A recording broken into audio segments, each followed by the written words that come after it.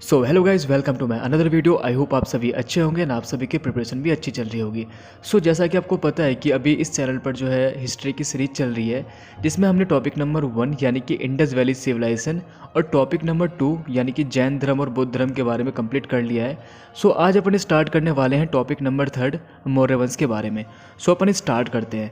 देखो, अगर आपने टॉपिक नंबर 1 और टॉपिक नंबर 2 की वीडियो नहीं देखी है तो देख लेना, उन दोनों वीडियो का लिंक डिस्क्रिप्शन बॉक्स में दिया हुआ है। सो अपन स्टार्ट करते हैं। देखो, सबसे पहले तो आपको ये जानना बहुत ज़रूरी हो जाता है कि आखिर मौर्य वंश का उदय कैसे हुआ। तो आपने नंद वंश के बारे में ज़रूर सुना होगा। एक बार मैं आपको बता देता हूँ।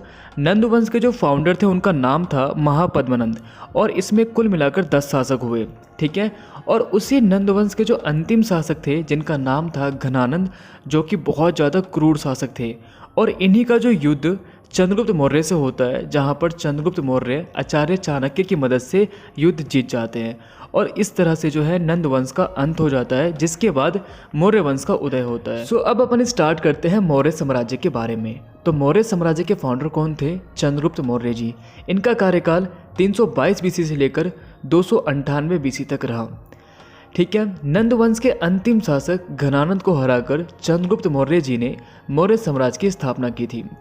बुद्ध और जैन धर्म में चंद्रगुप्त मौर्य को क्षत्रिय कहकर संबोधित किया गया है। ये क्वेश्चन आया भी था कि बुद्ध और जैन धर्म में चंद्रगुप्त मौर्य को क्या कहकर संबोधित किया गया है, तो इसका सही आंसर होगा क्षत्रिय।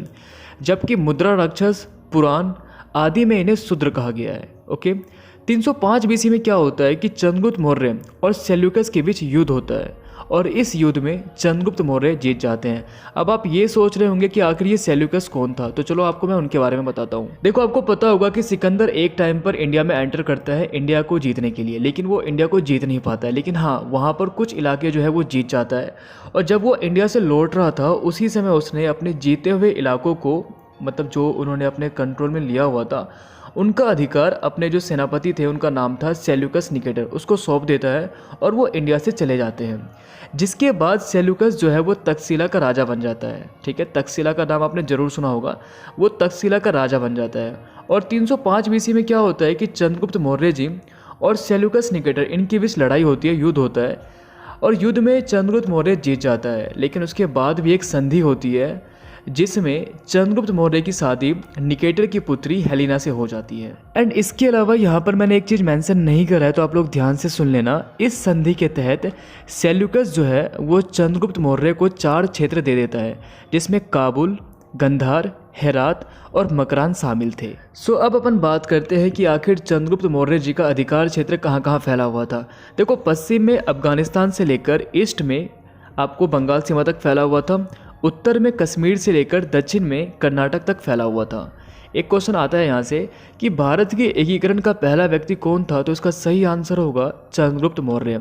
और इसी समय भारत में प्रशासनिक व्यवस्था की शुरुआत की गई थी। और आखिरी में, यानी कि अपने लाइफ के अंतिम समय में, चंद्रगुप्त मौर्य जी ने जैन धर्म को अपना लिया था। एंड 298 बीसी में जब भद्रबाहु श्रवणगोला जा रहे होते हैं, तो उसी समय उनके साथ चंद्रगुप्त मौर्य भी चल देते हैं। वहाँ जाकर वो अपने प्राण त्याग देते हैं, और इसी विधि को संलेखन विधि या फिर संतरा विधि के नाम से जाना गया है। देखो, यहाँ से क्वेश्चन आता है कि इनकी मृत्यु कब हुई थी, तो 298 बीसी में मृत्यु हुई थी। और ये आखिरी समय में किसके साथ गए थे, तो भद्रबाहु के साथ गए थे। और इन्होंने जो प्राण त्याग किया था, तो उस विधि का नाम क्या है? संलेखन विधि या फिर संतरा विधि। इसमें क्या होता है, इसमें भूखे रहकर अपना प्राण त्याग देना होता है। तो आपको चंद्रगुप्त मौर्य जी के बारे में सब कुछ अच्छे से समझ में आ गया होगा। सो अब अपन बात करते हैं बिंदुसार जी के बारे में। देखो, इनका जो कार्यकाल था वो था 298 बीसी से लेकर 273 बीसी तक। इन्हें जो है शत्रु विनाशक भी कहा जाता है। लेकिन जैन साहित्य की अगर बात की जाए, तो जैन साहित्य में इन्हें सिंगसेन के नाम से जाना जाता है। देखो, बिंदुसार जी से 1-2 क्वेश्चन यहाँ से आते एग्जाम में। होता क्या है कि उस दौरान तक्षशिला में रिवोल्ट चल रहा था। तो तक्षशिला में रिवोल्ट को दबाने के लिए बिंदुसार ने अपने 2 पुत्र को कंटिन्यू भेजा। सबसे पहले उसने सुसीम को भेजा, जो कि असफल रहा।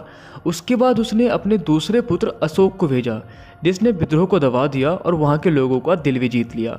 तो बस बिंदुसार के बारे में इतना ही। अब अपन चलते हैं अशोक जी के बारे में। देखो, अशोक का जो कार्यकाल था वो था 269 से लेकर 232 बीसी तक। यानी कि 269 से लेकर 232 बीसी तक इनका कार्यकाल था। देखो होता ये है कि 269 बीसी में अशोक राजा बनते हैं। राजा बनने से पहले ये कहाँ के राज्यपाल थे? तो अवंती के राज्यपाल थे। ये क्वेश्चन को अच्छे से याद कर लेना। इन्हें जो है पुराण में अशोक वर्धन कहा गया है। किस नाम से जाना गया है? अशोक वर्धन के नाम से। इसके अलावा इन्हें देवनाम प्रिय के नाम से भी जाना जाता है। ठीक है।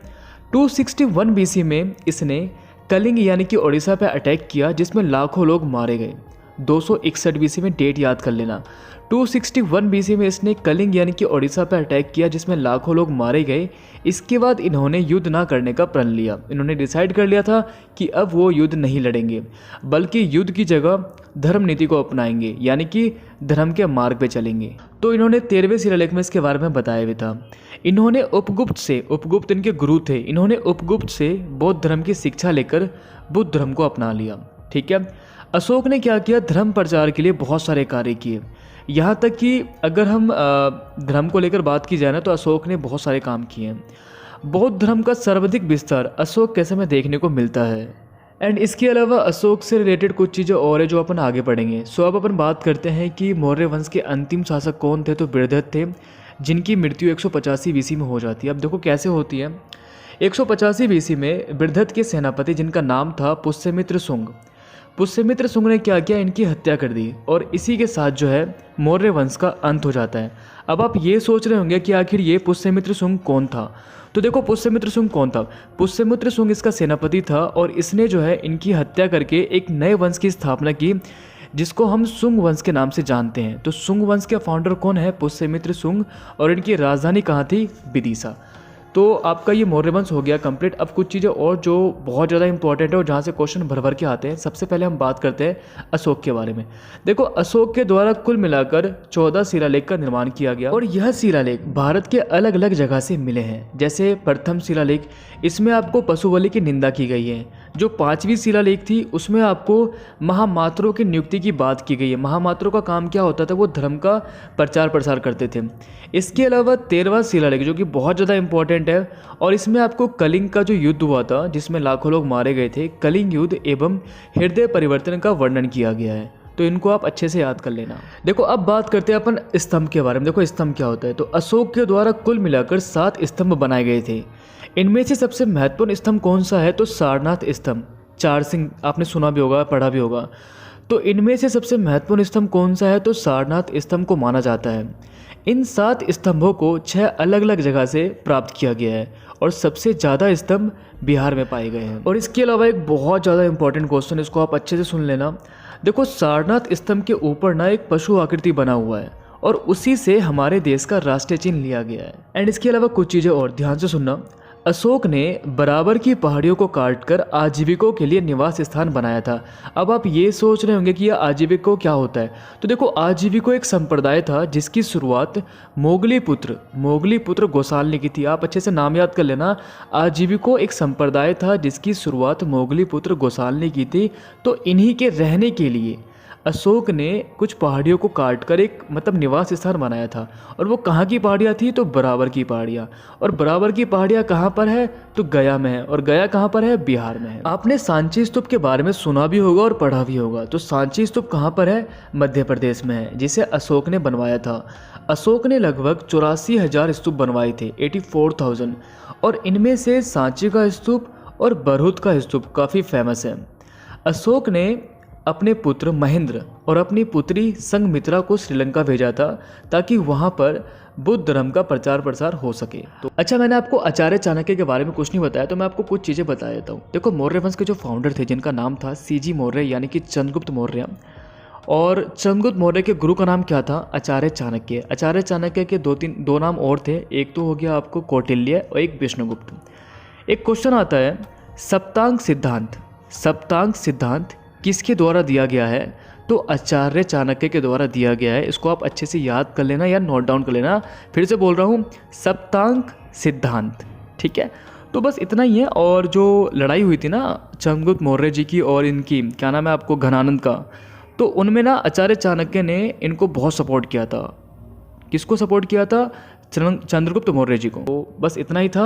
आपको मैंने मौर्य वंश के बारे में सब कुछ अच्छे से बता दिया। सबसे पहले चंद्रगुप्त मौर्य जी के बारे में, उसके बाद बिंदुसार जी के बारे में, उसके बाद अशोक जी के बारे में और सबसे लास्ट में बृहदत्त जी के बारे में। ठीक है, तो ये आपका पूरा टॉपिक हो गया कंप्लीट। अब मैं आपसे 2 क्वेश्चन पूछ रहा हूँ, आपको उन दोनों क्वेश्चनों का आंसर कमेंट करना है। आप मुझे ये बताओ कि बृहदत्त की हत्या किसने की थी? तो पुष्यमित्र शुंग ने की थी। तो पुष्यमित्र शुंग ने इसके बाद किस वंश की स्थापना की थी? पहला क्वेश्चन ये हो गया। और दूसरा क्वेश्चन ये है कि आचार्य चाणक्य का दूसरा नाम क्या है? आचार्य चाणक्य का दूसरा नाम क्या है? अगर आपको इन क्वेश्चन का आंसर पता है तो कमेंट जरूर करना। एंड इसके अलावा अगर आपको कोई डाउट वगैरह आता है तो आप मेरे को इंस्टा पे या फिर टेलीग्राम पर मैसेज कर सकते हो। दोनों का लिंक डिस्क्रिप्शन बॉक्स में दिया हुआ है।